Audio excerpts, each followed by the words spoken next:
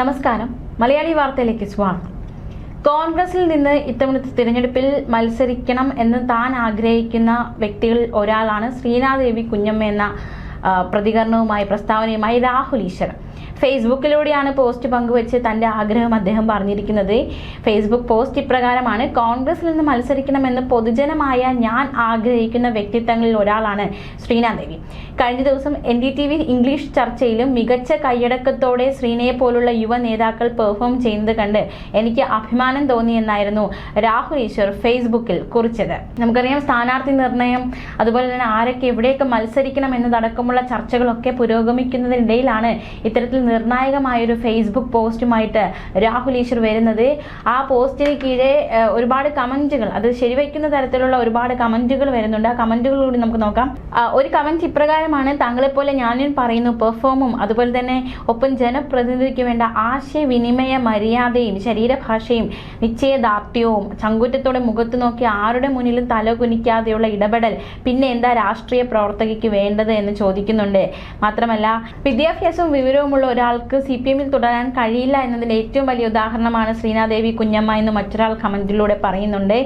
മാത്രമല്ല, വിമർശന കമന്റുകൾ വരുന്നുണ്ട്. പീഡനവീരൻ മാങ്കൂട്ടത്തിനെ സപ്പോർട്ട് ചെയ്ത വ്യക്തിയാണ് അവർ കോൺഗ്രസ് സീറ്റ് തരില്ല, ഇനി അഥവാ നിന്നാലും 8 നിലയിൽ പൊട്ടും എന്ന നെഗറ്റീവ് കമന്റുകളും വരുന്നുണ്ട്. എന്തായാലും രാഹുൽ ഈശ്വറിന്റെ ഈ ഒരു അഭിപ്രായത്തെ ഒരുപാട് പേർ സപ്പോർട്ട് ചെയ്യുന്നുണ്ട്. ശ്രീനാദേവി കുഞ്ഞമ്മ മത്സരിക്കാൻ യോഗ്യയാണ് എന്നതടക്കമുള്ള ഒരു കമന്റുകളാണ് നിറയുന്നത്. നമുക്കറിയാവുന്നതുപോലെ തന്നെ ഇപ്പോൾ ശ്രീനാദേവി കുഞ്ഞമ്മയുമായി ബന്ധപ്പെട്ട ഒരു വിവാദം, ആ വിവാദത്തിന്മേൽ അവർക്കെതിരെ ഒരു നടപടി വന്നിരിക്കുകയാണ്. പത്തനംതിട്ട ജില്ലാ പഞ്ചായത്തിലെ കോൺഗ്രസ് അംഗമായ ശ്രീനാദേവി കുഞ്ഞമ്മ ഉൾപ്പെട്ട റേഷൻ കാർഡ് റദ്ദാക്കിക്കൊണ്ടുള്ള നടപടി സ്വീകരിച്ചിരിക്കുകയാണ്. കാർഡിൽ പേര് ചേർത്തത് തെറ്റായ വിവരം നൽകിയെന്ന കാർഡ് ഉടമയുടെ മക്കളുടെ പരാതിയിലാണ് ഈ നടപടി. കാർഡ് ഉടമയുടെ ഭർത്തൃ സഹോദരിയുടെ മകൾ എന്ന നിലയിലാണ് പേര് ചേർത്തത്.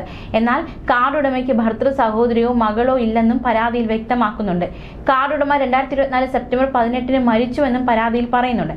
അടൂർ താലൂക്ക് സപ്ലൈ ഓഫീസറാണ് കാർഡ് റദ്ദാക്കിയത്. കാർഡ് റദ്ദാക്കിയത് ശ്രീനാദേവിയുടെ ജില്ലാ പഞ്ചായത്ത് അംഗത്വത്തെ ബാധിക്കാൻ സാധ്യതയുണ്ട്.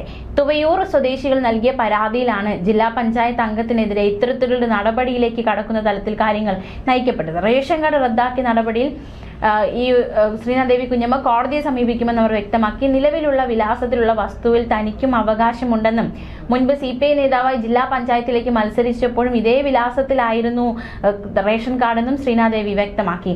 അന്ന് ആർക്കും പ്രശ്നമില്ലായിരുന്നുവെന്നും സപ്ലൈ ഓഫീസർ CPIയുടെ നിർദ്ദേശപ്രകാരമാണ് ഇപ്പോൾ നടപടിയെടുത്തതെന്നും ശ്രീനാദേവി കുഞ്ഞമ്മ ആരോപിച്ചു. പത്തനംതിട്ട ജില്ലാ പഞ്ചായത്തിലെ കോൺഗ്രസ് അംഗമാണ് ഇവർ. 2020 തദ്ദേശ തിരഞ്ഞെടുപ്പിൽ പത്തനംതിട്ട പള്ളിക്കൽ ഡിവിഷനിലെ CPI സ്ഥാനാർത്ഥിയായിരുന്നു ശ്രീനാദേവി. കൊല്ലം സ്വദേശിയായ ശ്രീനാദേവിക്ക് അന്ന് പത്തനംതിട്ടയിൽ അഡ്രസ് ഉണ്ടാക്കി കൊടുത്തത് CPI നേതാക്കളാണ്. പത്തനംതിട്ട ഏറത്ത് പഞ്ചായത്തിൽ ഒറ്റയ്ക്ക് താമസിക്കുകയായിരുന്ന യശോദ എന്ന സ്ത്രീയുടെ കാർഡിലാണ് ശ്രീനാദേവിയുടെ പേര് ചേർത്തത്. യശോദയുടെ ഭർത്താവിന്റെ സഹോദരിയുടെ മകൾ എന്ന ബന്ധം ചേർത്താണ് പേര് ചേർത്തത്. അങ്ങനെ കൊല്ലംകാരിയായ ശ്രീനാദേവി കുഞ്ഞമ്മ പത്തനംതിട്ട പള്ളിക്കൽ ഡിവിഷനിൽ നിന്ന് മത്സരിച്ച് വിജയിച്ചു. അന്ന് ഇതിനെതിരെ കോൺഗ്രസ് വലിയ പ്രതിഷേധം ഉന്നയിച്ചു. പക്ഷേ പരാതി തള്ളിപ്പോയി. പിന്നീട് ശ്രീനാദേവി കുഞ്ഞമ്മ CPI-യുമായി ഇടഞ്ഞ് കോൺഗ്രസിലെത്തിയതോടെയാണ് അഡ്രസ്സും റേഷൻ കാർഡും പ്രതിസന്ധിയിലായത്. പള്ളിക്കൽ ഡിവിഷനിൽ കോൺഗ്രസ് സ്ഥാനാർത്ഥിയായി മത്സരിച്ച് ശ്രീനാദേവി വിജയിച്ചു. തിരഞ്ഞെടുപ്പിന് മുൻപായി തന്നെ CPI ഈ വിഷയത്തിൽ കളക്ടർക്കെതിരെ പരാതി നൽകിയിരുന്നെങ്കിലും 2020 ഇതേ സ്ഥലത്ത് തന്നെ വിജയിച്ച സ്ഥാനാർത്ഥിയായതിനാൽ പ്രശ്നങ്ങളൊന്നും കാണുന്നില്ല എന്നായിരുന്നു കളക്ടർ വിധി എഴുതിയത്. പിന്നീട് യശോദയുടെ ഭർത്താവ് 2 ആമക്കളും ചേർന്ന് താലൂക്ക് സപ്ലൈ ഓഫീസർക്ക് പരാതി നൽകി. ഇതോടെ പ്രശ്നം വഷളായി. തങ്ങൾക്ക് ഇങ്ങനെ ഒരു ബന്ധുവില്ലെന്നും ശ്രീനാദേവിയുടെ പേര് റദ്ദാക്കണമെന്നും ഇവർ ആവശ്യപ്പെട്ടു. SIR രേഖ കണ്ടതോടെയാണ് തങ്ങൾ പരാതി നൽകാൻ തീരുമാനിച്ചതെന്നും കുടുംബം ആരോപിച്ചു. തുടർന്നുള്ള അന്വേഷണം യശോദ 2024 സെപ്റ്റംബർ 18 മരിച്ചുപോയതായും ആ വീട്ടിൽ ആരും താമസമില്ലെന്നും ബോധ്യപ്പെടുന്നു. ഇതോടെ ആ റേഷൻ കാർഡ് തന്നെ റദ്ദാക്കാൻ തീരുമാനമായിരിക്കുകയാണ്. അടൂർ താലൂക്ക് സപ്ലൈ ഓഫീസറാണ് കാർഡ് റദ്ദാക്കിയത്. കാർഡ് റദ്ദാക്കിയത് ശ്രീനാദേവിയുടെ ജില്ലാ പഞ്ചായത്ത് അംഗത്വത്തെ ബാധിക്കും എന്നതാണ് ഏറ്റവും പ്രധാനപ്പെട്ട കാര്യം. അതേസമയം റേഷൻ കാർഡ് റദ്ദാക്കിയ നടപടിയിൽ കോടതിയെ സമീപിക്കും. നിലവിൽ ഈ വിലാസത്തിലുള്ള വസ്തുവിൽ തനിക്കും അവകാശമുണ്ടെന്നും മുൻപ് CPI നേതാവായി ജില്ലാ പഞ്ചായത്തിലേക്ക് മത്സരിച്ചപ്പോൾ ഇതേ വിലാസത്തിലായിരുന്നു റേഷൻ കാർഡെന്നും ശ്രീനാദേവി വ്യക്തമാക്കി. അന്ന് ആർക്കും പ്രശ്നമില്ലായിരുന്നുവെന്നും സപ്ലൈ ഓഫീസർ CPIയുടെ നിർദ്ദേശപ്രകാരമാണ് ഇപ്പോൾ നടപടിയെടുത്തതെന്നുമാണ് ശ്രീനാദേവി കുഞ്ഞമ്മയുടെ ആരോപണം. എന്തായാലും വലിയ രീതിയിലുള്ള ഒരു പോരാട്ടം തന്നെ ഉടലെടുത്തിരിക്കുകയാണ്. പ്രത്യേകിച്ച് ഈ ഒരു വിഷയത്തിൽ CPM-ലായിരുന്നു ശ്രീനാദേവി കുഞ്ഞമ്മ. പിന്നാലെ പാർട്ടിയിൽ നിന്ന് ഇടഞ്ഞ് കോൺഗ്രസിൽ ചേരുകയും വരികയായിരുന്നു. അപ്പോൾ ഈ ഒരു വ്യാജ റേഷൻ കാർഡ് ഉണ്ടാക്കിയത് CPM-ലായിരുന്ന സമയത്താണ്. അപ്പോൾ ഇല്ലാത്ത പ്രശ്നം ഇപ്പോൾ താൻ കോൺഗ്രസിലെത്തുമ്പോൾ എങ്ങനെ ഉണ്ടാകുന്നു എന്ന ചോദ്യമാണ് നിലവിൽ ഉയരുന്നത്. ശ്രീനാദേവി കുഞ്ഞമ്മ മത്സരത്തിനിറങ്ങും, ഒരു സ്ഥാനാർത്ഥിയാകാനുള്ള സാധ്യതയുണ്ട് എന്നതടക്കമുള്ള ഒരു ഊഹാഭോഗങ്ങളൊക്കെ നിൽക്കുന്ന സാഹചര്യത്തിലാണ് ഇത്തരത്തിലുള്ള വിവാദങ്ങൾ ഉടലെടുക്കുന്നത്.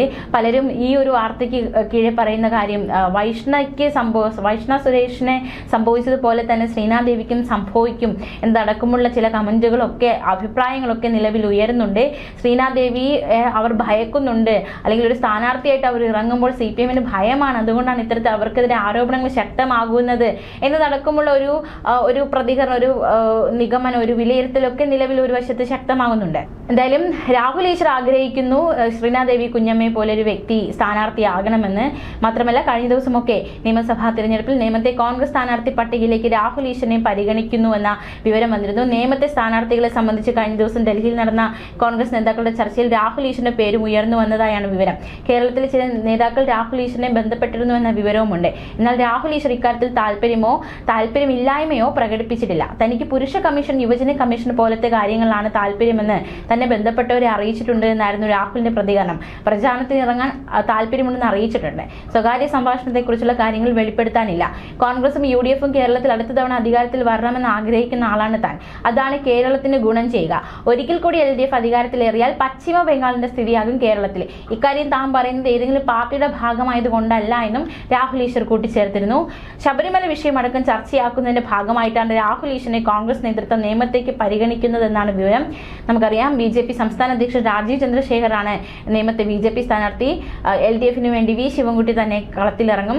അപ്പോൾ കോൺഗ്രസിൽ വലിയൊരു പോരാട്ടം നടക്കുന്ന ഒരു മണ്ഡലങ്ങളിൽ ഒന്നാണ് നിയമമണ്ഡലം. അപ്പോൾ ശക്തമായ വശേറിയ മത്സരം തന്നെയായിരിക്കും അവിടെ നടക്കുക. കോൺഗ്രസിന് വേണ്ടി ആരെ ഇറക്കും എന്നതാണ് ചോദ്യം. ശബരിനാഥിന്റെ പേര് കേൾക്കുന്നുണ്ട്, വൈഷ്ണ സുരേഷിന്റെ പേര് കേൾക്കുന്നുണ്ട്, ഇപ്പോൾ ഇതാ രാഹുൽ ഈശ്വറിന്റെ പേര് ചർച്ചയിലേക്ക് വരുന്നു. ആരായിരിക്കും മത്സരിക്കുക എന്ന ചോദ്യം അവശേഷിക്കുന്നു. അതിനിടയിലാണ് രാഹുൽ ഈശ്വറിന്റെ നിർണായകമായ Facebook പോസ്റ്റ് കൂടി വരുന്നത്. ന്യൂസ് ഡെസ്ക് മലയാളി വാർത്ത.